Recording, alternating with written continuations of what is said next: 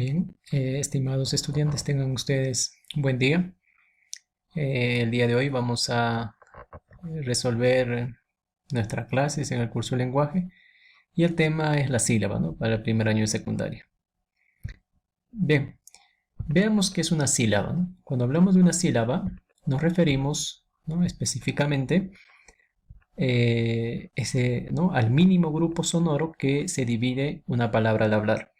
Es decir, es lo que nosotros producimos en un acto o un golpe de voz, ¿no? Una sílaba. Es una parte, es una estructura de una palabra, ¿no? Y nosotros, obviamente, ¿no? Eso lo manifestamos al momento de hablar.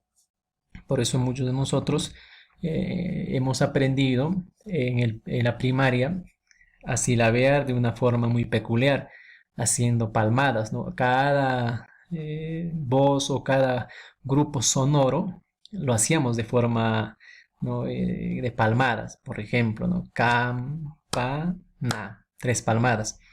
Entonces, eso es la sílaba, pero en este caso lo vamos a definir como el mínimo grupo sonoro en que se divide una palabra al hablar. Ahí tenemos, ¿no? Entonces, acá tendríamos 4 golpes de voz, es decir, 4 grupos sonoros. Can, pa, na, rio.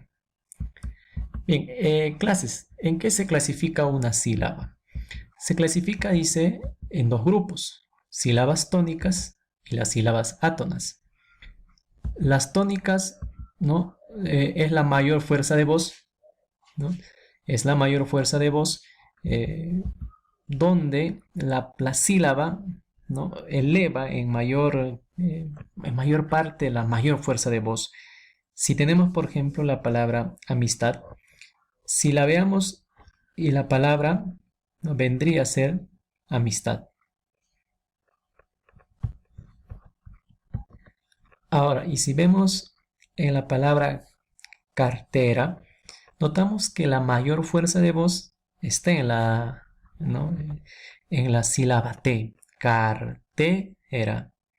Lo mismo pasa en la palabra intrépido, y más aún si tiene tilde, es todavía más fácil de reconocer porque la palabra que lleva tilde significa que allí se encuentra la mayor fuerza de voz, en este caso intrépido.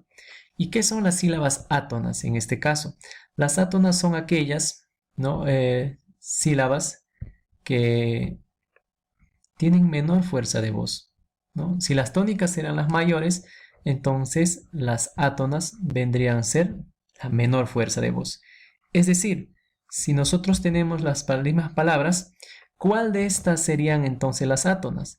En este caso, la A y la mis son átonas y la rojita vendría a ser la tónica.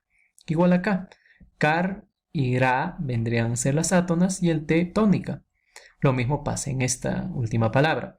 ¿A qué concluimos entonces con todo esto? Concluimos de que las sílabas tónicas solo existen una por palabra. En cambio, las átonas pueden haber más de 2, dependiendo de la cantidad de sílabas.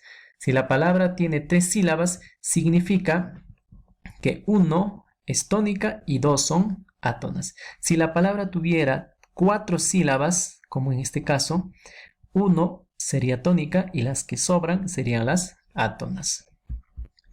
Bien, silabeando. Hay algunas reglas que nosotros debemos aprender para silabear.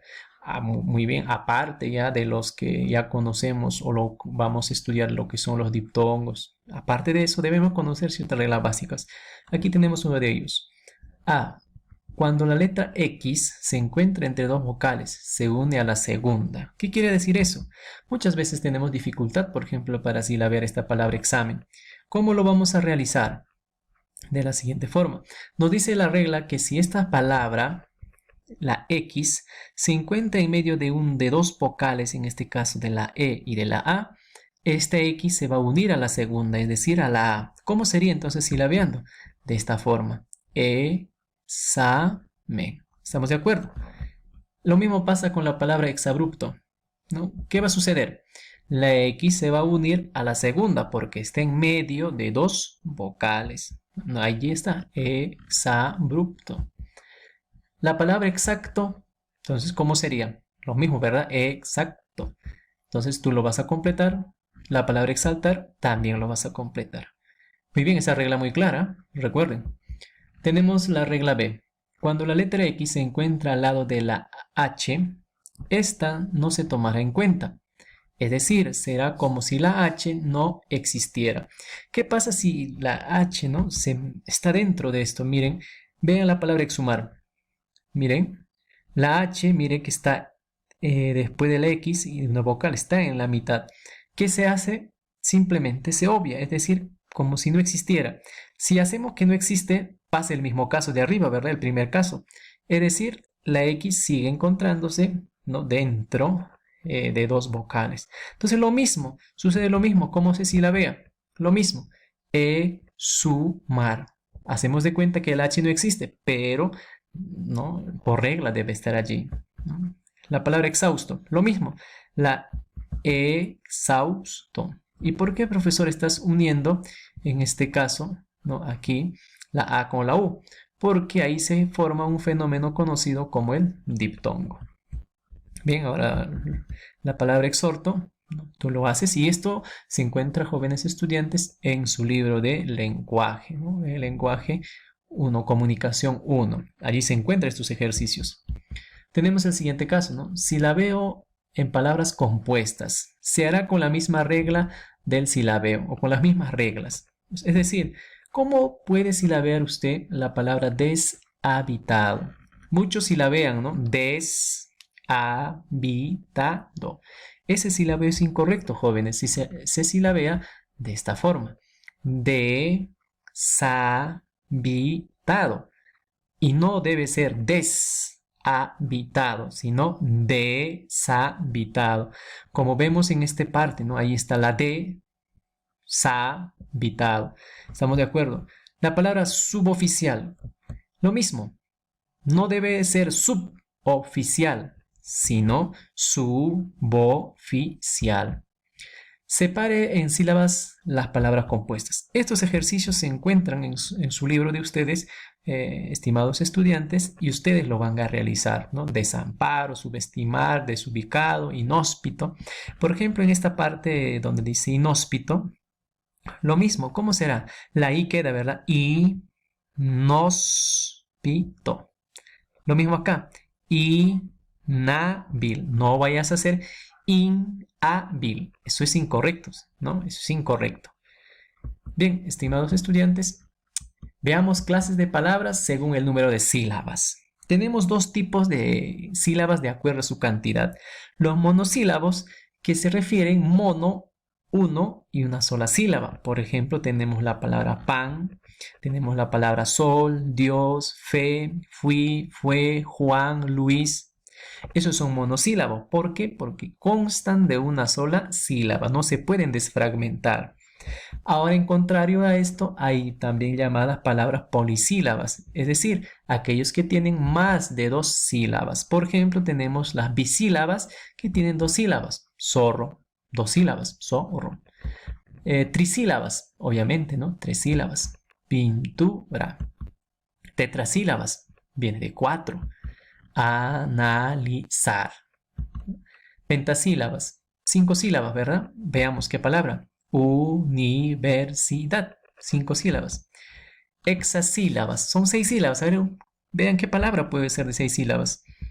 Ahí está. Estremecimiento. ¿No te das cuenta? Son seis. Hepta, también hay siete. A ver qué palabra con siete sílabas. Norteamericano, siete. Vaya. Octosílabas. A ver, jóvenes estudiantes, busquen una palabra con 8 sílabas. Latinoamericano. 8 sílabas, miren, una sola palabra. A ver, con 9 sílabas. Ahí está la palabra que difícilmente muchos pronuncian. Esternocleidomastoideo. A ver, ustedes pronuncian más rápido. Y por último, decasílabas. Palabra de 10 sílabas. Veamos. Misericordiosísimamente. Una sola palabra con 10 sílabas. Entonces, esto ya es clasificación por la cantidad de sílabas que pueda tener una palabra. Bien, estimados estudiantes, eso ha sido todo por hoy. Ahora les toca a ustedes desarrollar en el mismo libro los ejercicios restantes en las páginas 41, 42 y 43. Bien, estudiantes, muchas gracias. Espero que haya sido de mucha utilidad. Las preguntas que puedan surgir, ya seguramente lo estaremos desarrollando en las clases presenciales en nuestras aulas. Bien, jóvenes estudiantes, muchas gracias.